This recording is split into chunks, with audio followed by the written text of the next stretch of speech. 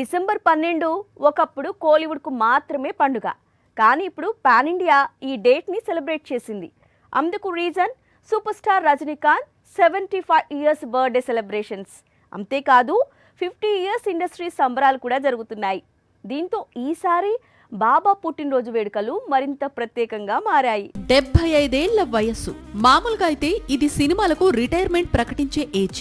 మరో నటుడైతే ఈ పాటికి తండ్రి పాత్రలకు షిఫ్ట్ అవ్వాల్సిన పరిస్థితి. కానీ రజనీకాంత్ వేరు, అతని స్టార్డమ్ వేరు. పెద్దయనే కదా అనుకుంటే మీరు పొరబడినట్లే అంటున్నాడు సూపర్ స్టార్. ఎవరితో క్లాష్ కు దిగినా, సినిమాలో ఎంత మంది నటులున్నా కేవలం తన స్టార్డమ్ తో కోలీవుడ్ బాక్సాఫీస్ రికార్డ్స్ ను ఎప్పటికప్పుడు తిరగరాస్తున్నాడు రజనీకాంత్. 1975లో కె బాలచందర్ డైరెక్ట్ చేసిన తమిళ చిత్రం అపూర్వ రాగంగల్తో వెండి తెరకు పరిచయమయ్యారు రజనీకాంత్. ఈ సినిమా 1975లో ఆగస్టు 15న రిలీజ్ అయి సంచలన విజయం సాధించింది. ఈ ఏడాది కూలీ రిలీజ్ తో సూపర్ స్టార్ నట జీవితం 50 ఏళ్ల మైలురాయిని దాటింది. ఇదో సంబరమైతే డిసెంబర్ 12న రజనీకాంత్ 75వ పుట్టినరోజు కావటంతో రెండు పండగలు ఒకేసారి వచ్చిన విధంగా సెలబ్రేట్ చేసుకున్నారు ఫ్యాన్స్, ఆయన కొలీగ్స్, అభిమానించే యాక్టర్స్.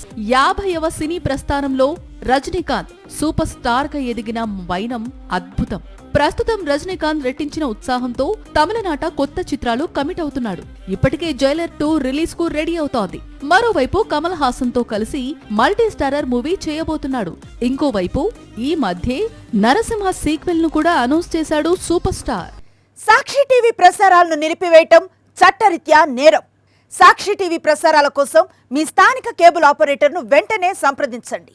DTH లో, ఇంటర్నెట్లో కూడా సాక్షి టీవీ ప్రసారాలను వీక్షించవచ్చు.